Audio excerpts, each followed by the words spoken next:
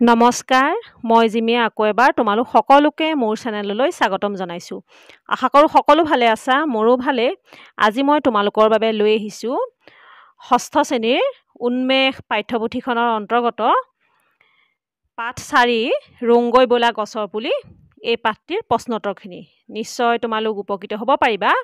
তেতিয়াহ'লে আহাচোন মৰমৰ ছাত্ৰ ছাত্ৰীসকল, আজি আমি ৰংগৈ বোলা গছৰ পুলি পাঠটোৰ প্ৰশ্নোত্তৰখিনি জানি লওঁ। ৰংগৈ বোলা গছৰ পুলি পাঠটো হৈছে এখন নাটিকা। ইয়াত বহুতো চৰিত্ৰ উপস্থাপন কৰিছে। তোমালোকে পাঠটো ভালদৰে পঢ়িবা আৰু নাটিকাবিলাকৰ চৰিত্ৰবিলাকৰ সংলাপবিলাক ভালদৰে মন দি পঢ়ি যাবা। তেতিয়া নিশ্চয় তোমালোকে বুজি পাবা আৰু নাটিকাখন পঢ়ি তোমালোকে ৰস পাবা। আৰু এই নাটিকাখনৰ পৰা তোমালোকে জানিবলগীয়া শিকিবলগীয়া বহুখিনি কথা আছে পৰিৱেশ সম্পৰ্কীয়, তোমালোকে সেইবিলাকো বুজি ল'বা। তেতিয়াহ'লে আহা মৰমৰ ছাত্ৰ ছাত্ৰীসকল, আজি আমি পাঠটোৰ প্ৰশ্নোত্তৰখিনিলৈ আগবাঢ়োঁ। প্ৰথমতে দিছে পাঠভিত্তিক ক্ৰিয়া। 1 নম্বৰতে চাবা, তলত দিয়া প্ৰশ্নসমূহৰ শুদ্ধ উত্তৰটো বাছি উলিয়াই সঠিক বৃত্তটো পূৰ কৰা। এতিয়া প্ৰথম প্ৰশ্নটো দিছে চাবা, নাটিকাখনৰ প্ৰথম দৃশ্যত গুণগুণকৈ গীত গাই কোনে ছবি আঁকি আছিল?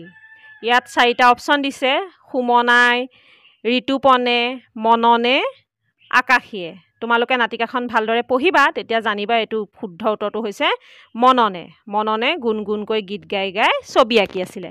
এতিয়া এইদৰে মই শুদ্ধ উত্তৰটো ৰাইট দিলোঁ আৰু তোমালোকৰ এইটো গ নম্বৰটো আমি বৃত্তটো এনেকৈ এইদৰে কৰি দিলোঁ। এইদৰে তোমালোকে কৰি দিবা, তোমালোকক বৃত্তটো পূৰ কৰি দিব দিছে।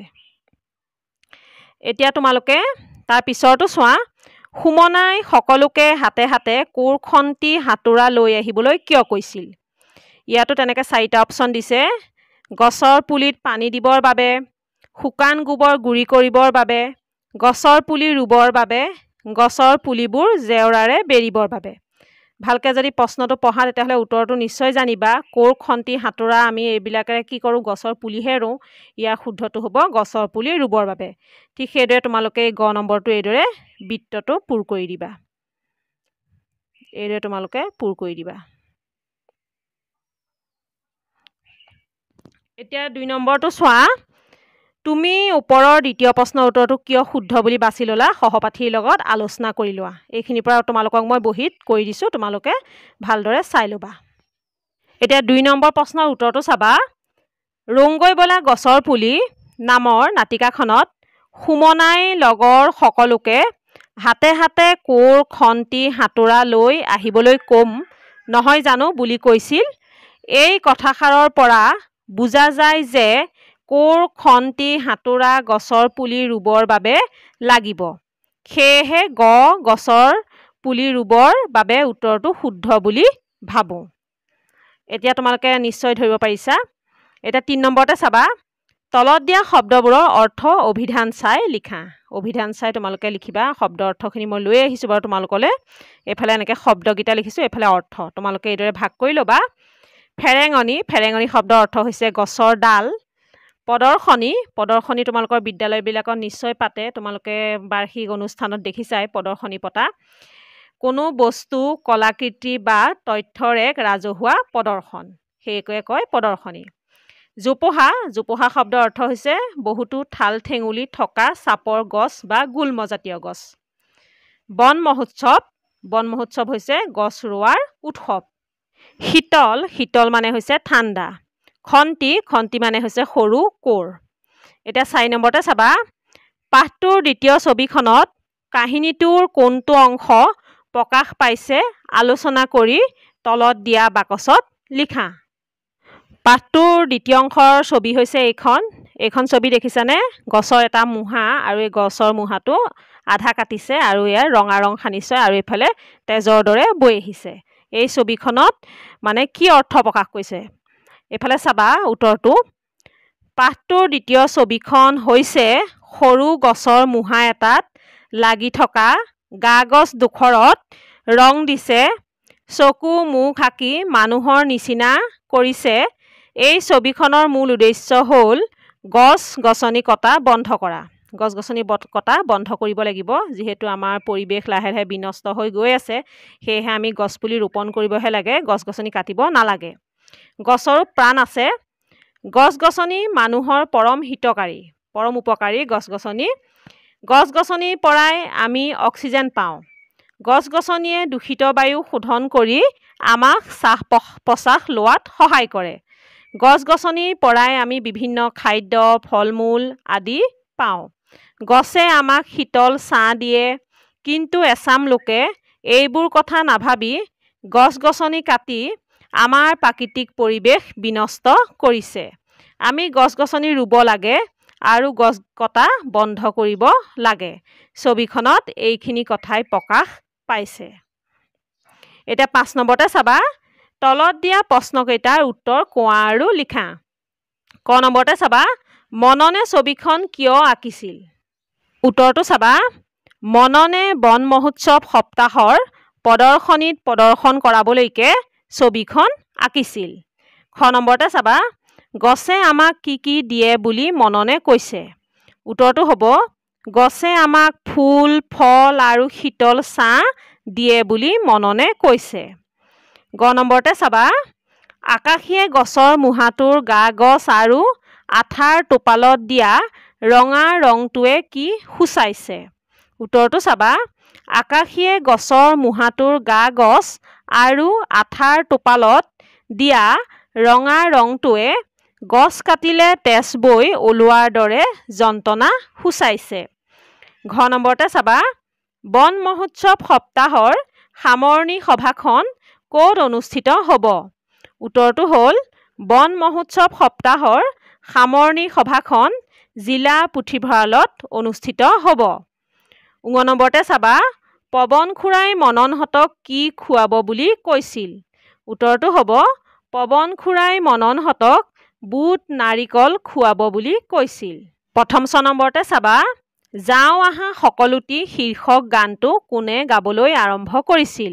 উত্তৰটো হ'ব, যাওঁ আহা সকলোটি শীৰ্ষক গানটো ঋতুপনে গাবলৈ আৰম্ভ কৰিছিল। এতিয়া 6 নম্বৰতে চাবা, তলত দিয়া প্ৰশ্নকেইটাৰ উত্তৰ আলোচনা কৰি কোৱা আৰু লিখা। এইকেইটা অকণমান দীঘল হ'ব।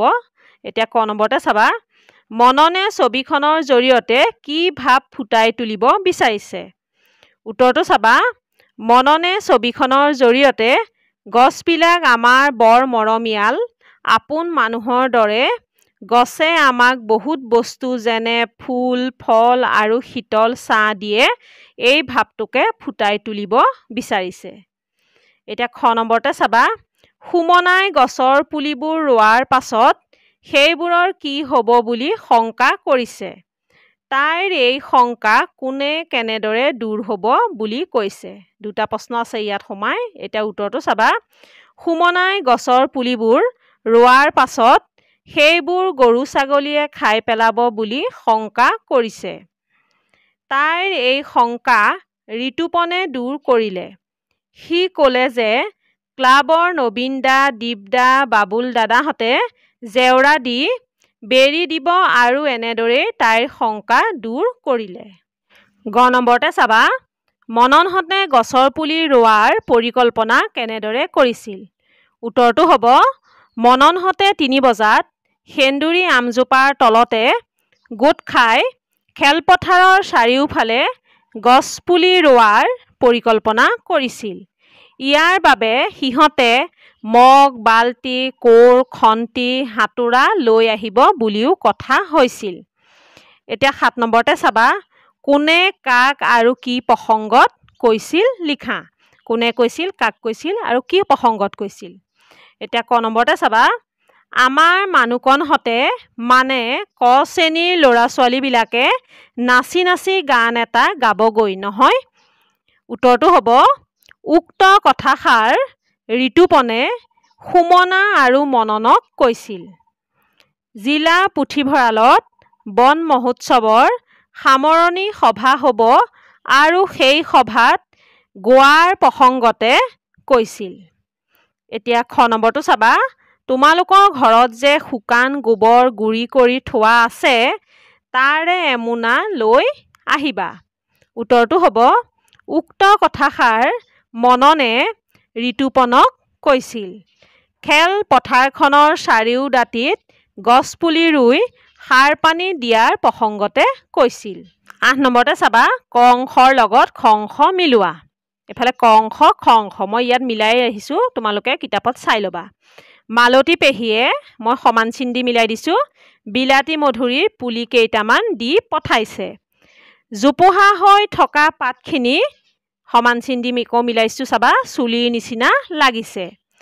ঘোষকে ক'ব, মাননীয় ৰাইজ, আজিৰ পৰা বন মহোৎসৱ আৰম্ভ হৈছে। মানিক বৰদেউতাই কথাটো শুনি খুব ভাল পাইছে। জগত খুৰাৰ খুৰীয়ে পকা কল এথোকা পঠাই দিব। এতিয়া 9 নম্বৰতে চাবা, নাটিকাখনত পোৱা ভাৱৰীয়াসকলৰ নামসমূহ বিচাৰি উলিয়াই এখন তালিকা প্ৰস্তুত কৰা। উত্তৰটো চাবা, নাটিকাখনত পোৱা ভাৱৰীয়াসকলৰ নামসমূহ হ'ল মনন, সুমনা, ঋতুপন, ৰূপক, আকাশী, আকাশ, মানুকন, চায়েৰা, মনাইচি, বুধুৱা, চুকুমণি, লক্ষী, মনু। এতিয়া চাবা ভাষা অধ্যয়ন। জানো আহা কিছুমান কথা তোমালোকক জানিব দিছে। সেন্দুৰী আমজোপা আমাৰ চুবুৰীৰ সোঁমাজত আছে। আমাৰ চুবুৰীটো বৰ ধুনীয়া। মানিক বৰদেউতাই ঠেলাগাড়ীখন ৰামদয়ালে চলায়। এতিয়া তোমালোকে মন কৰিবা, ইয়াত দেখিছানে আমজোপা, চুবুৰীটো, ঠেলাগাড়ীখন, এইকেইটা শব্দ অলপ ডাঠকৈ লিখি দিছে। ইয়াত এয়া জোপা, টো, খন, এইবিলাকক কি কয় জানানে? এইবিলাকক কয় নিৰ্দিষ্টতাবাচক প্ৰত্যয়। এতিয়া সেইখিনিকে কৈছে তোমালোকক চাবা, ছাত্ৰ ছাত্ৰীসকল ওপৰৰ বাক্যকেইটিলৈ মন কৰাচোন। প্ৰথম বাক্যটোৰ আম শব্দৰ লগত জোপা, ঠিক সেইদৰে দ্বিতীয় বাক্যটোৰ চুবুৰী শব্দৰ লগত টো, আৰু তৃতীয় বাক্যটোৰ গাড়ী শব্দৰ লগত খন যোগ হৈছে। দেখিছেনে? জোপা, টো, খন। ইয়াৰ উপৰি অসমীয়া ভাষাত জন, জনী, গৰাকী, তা, তি, কণ, কণী, খিলা, ছটা, ডাল, ডালি, খন, খনি, গছ, গছি, পাত, পাতি আদি নিৰ্দিষ্টতাবাচক প্ৰত্যয়ৰ ব্যৱহাৰ হয়। এইবিলাক মানে অলপ জোৰ বুজায়, সেইকাৰণে এইবিলাক হ'ল নিৰ্দিষ্টতাবাচক প্ৰত্যয়। আৰু তোমালোকক তেনেদৰে 10 নম্বৰটো সেইখিনিকে কৰিব দিছে। 10 নম্বৰটোত তোমালোকলৈ লৈ আহিছে ক অংশৰ শব্দবোৰৰ লগত খ অংশত থকা নিৰ্দিষ্টতাবাচক প্ৰত্যয়বোৰ লগ লগাই শব্দ লিখা। এইখিনি তোমালোকক লৈ আহিছে, মই বহীত কৰি দিছোঁ, চাই লোৱা।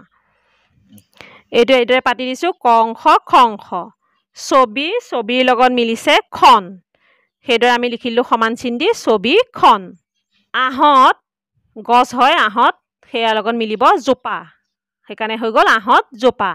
ঠিক সেইদৰে পুখুৰী, টো, সমান চিন দি পুখুৰীটো।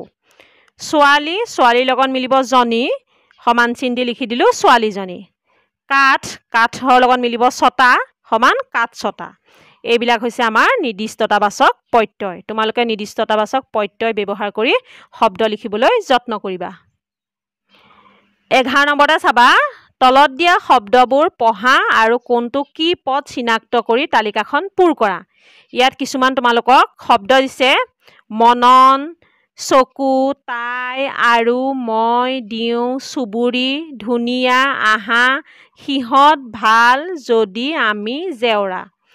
এতিয়া তোমালোকক 5টা পদেই দিছে। তোমালোকে জানিব লাগে পদ 5 প্ৰকাৰ: বিশেষ্য পদ, বিশেষণ পদ, সৰ্বনাম পদ, অব্যয় পদ আৰু ক্ৰিয়াপদ। এই 5টা পদেই তোমালোকক দিছে, আৰু তেনেকৈ 5টা পদৰে শব্দ কিছুমান ইয়াত খেলি মেলি কৰি দিছে।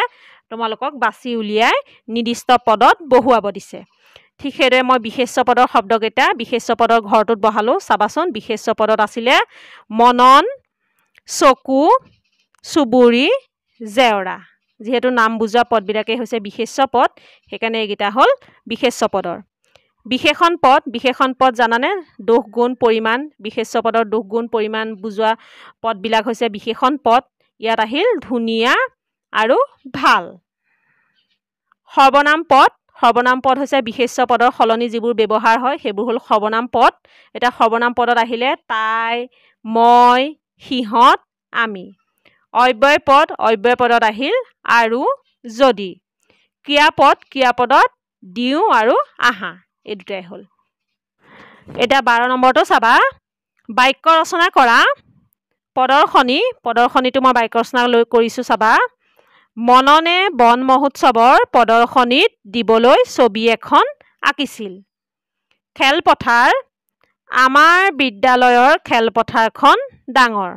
সহজ বাক্য ৰচনাই তোমালোকলৈ লৈ আহিছোঁ মই। ধৰণী, ধৰণী মানে হৈছে পৃথিৱী। আমাৰ ধৰণীখন পৰ্বত পাহাৰ নৈ নিজৰাৰে ভৰা, বা পৃথিৱীৰ আন এটা নাম ধৰণী, এনেকৈও তোমালোকে লিখিব পাৰা।